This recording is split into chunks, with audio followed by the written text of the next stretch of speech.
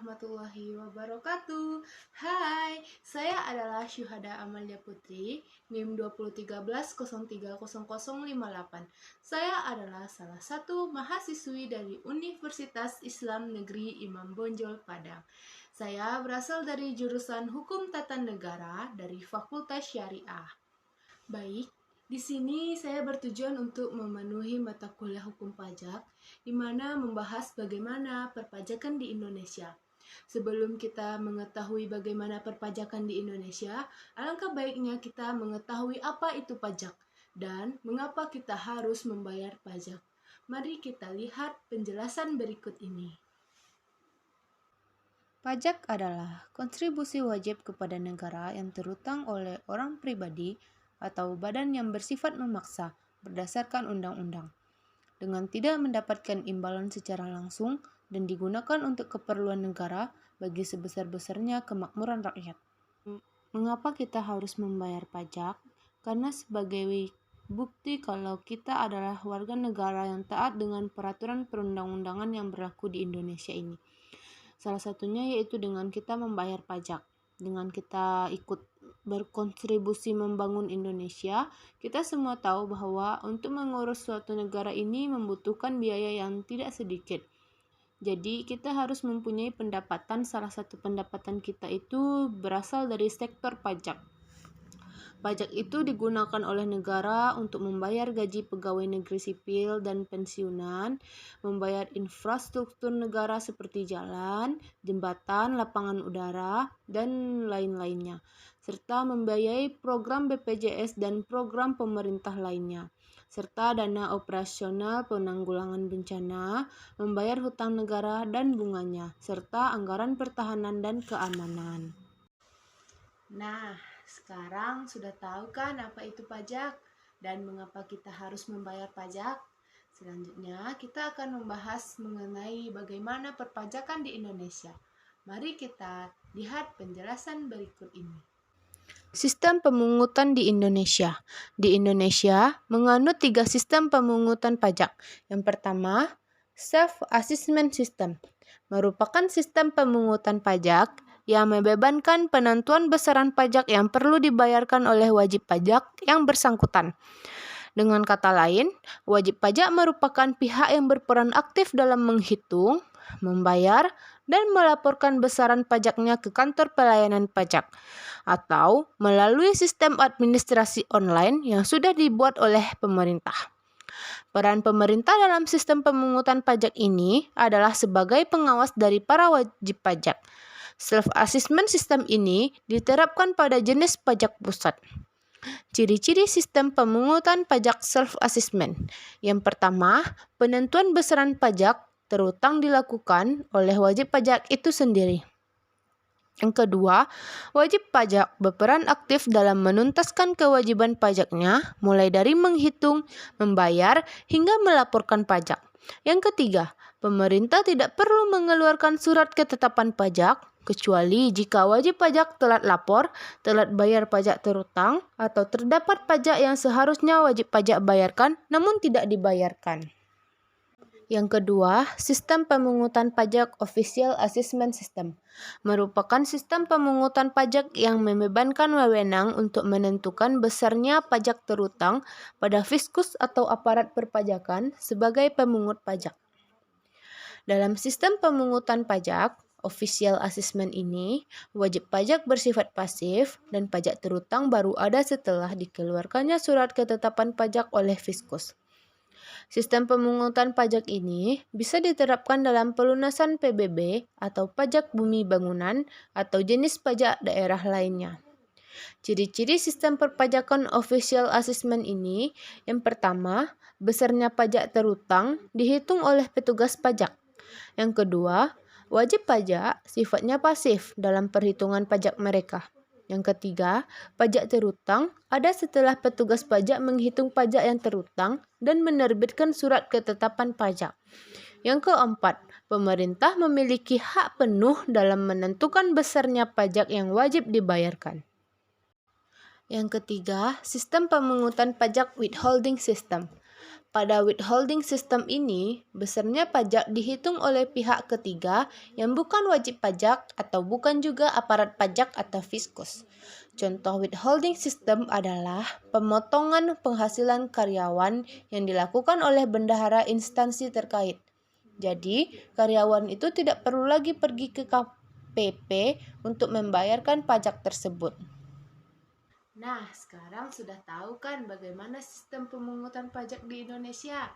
Selanjutnya, kita akan mengetahui apakah fungsi dari pajak. Mari kita lihat penjelasan berikut ini. Fungsi pajak. Yang pertama ialah fungsi anggaran. Pajak memiliki fungsi untuk membiayai pengeluaran-pengeluaran negara seperti menjalankan tugas rutin negara dan melaksanakan pembangunan. Pajak yang disetorkan oleh wajib pajak pribadi maupun badan dapat digunakan oleh negara untuk membiayai rutin seperti belanja pegawai, belanja barang, pemeliharaan, dan sebagainya. Sedangkan yang berkaitan dengan pembiayaan pembangunan, biaya yang digunakan dapat berasal dari tabungan pemerintah, yaitu penerimaan dalam negeri dikurangi dengan pengeluaran rutin. Jadi, pungutan pajak itu turut melibatkan rakyat dalam pembangunan negara. Fungsi yang kedua yaitu fungsi mengatur. Pemerintah dapat mengatur pertumbuhan ekonomi melalui kebijakan pajak dengan fungsi mengatur. Pajak digunakan sebagai alat untuk mencapai tujuan. Salah satunya adalah dalam rangka meningkatkan angka penanaman modal, baik dalam negeri maupun luar negeri. Pemerintah memberikan berbagai macam fasilitas keringanan pajak. Fungsi selanjutnya yaitu fungsi stabilitas. Ialah adanya pajak membantu pemerintah dalam memiliki dana untuk menjalankan kebijakan yang berhubungan dengan stabilitas harga sehingga inflasi dapat dikendalikan. Hal itu dapat dilakukan dengan jalan mengatur peredaran uang di masyarakat, pemungutan pajak, penggunaan pajak yang efektif dan efisien. Fungsi yang terakhir yaitu sebagai redistribusi pendapatan. Pajak yang sudah dipungut oleh negara itu akan digunakan untuk membiayai semua kepentingan umum, termasuk juga untuk membiayai kepentingan pembangunan sehingga dapat membuka kesempatan kerja yang akhirnya dapat meningkatkan pendapatan masyarakat. Nah, sekarang sudah tahu kan apa itu pajak, mengapa kita harus membayar pajak, bagaimana sistem pemungutan pajak di Indonesia, dan apa itu fungsi pajak. Selanjutnya, mari kita lihat video berikut ini. Nah, di gambar dapat kita lihat bahwa beberapa orang sedang mengantri untuk membayar pajak, di mana pembayaran pajak dapat dilakukan di kantor pelayanan pajak atau KPP atau juga bisa di tempat-tempat pembayaran seperti bank, kantor pos, dan lain-lain. Nah, ini adalah contoh mobil pemerintah yang dimana pajaknya telat dibayar. Atau ini mungkin kita positif aja ya kan, ini platnya belum keluar atau lupa membayar. Dan ini juga sangat-sangat lucu. Mobilnya saja tulisannya bangga bayar pajak, tetapi mobilnya gimana ini Pak, mati pajak. Kapan mau dibayar nih Pak? Jadi bayarlah pajak Anda tepat pada waktunya, agar wajib pajak tidak terkena denda. Nah, video sebelumnya jangan ditiru ya, karena itu merupakan bentuk pelanggaran hukum. Selanjutnya, mari kita lihat penjelasan mengapa masyarakat enggan membayar pajak. Beberapa faktor yang menyebabkan masyarakat enggan membayar pajak. Yang pertama ialah faktor psikologis, di mana ketika masyarakat ingin membayar pajak tetapi tepat pada akhir tahun atau akhir bulan, dan mereka sudah tidak punya uang lagi untuk membayar pajak karena penghasilan yang mereka peroleh telah habis dikonsumsi, dan inilah yang menyebabkan masyarakat enggan membayar pajak dan memberatkan mereka. Yang kedua, faktor historis, di mana sebagian besar negara berkembang merupakan penjajahan dari negara Eropa. Kemerdekaan negara berkembang ini didahului oleh perjuangan untuk dapat merdeka dari penjajah asing.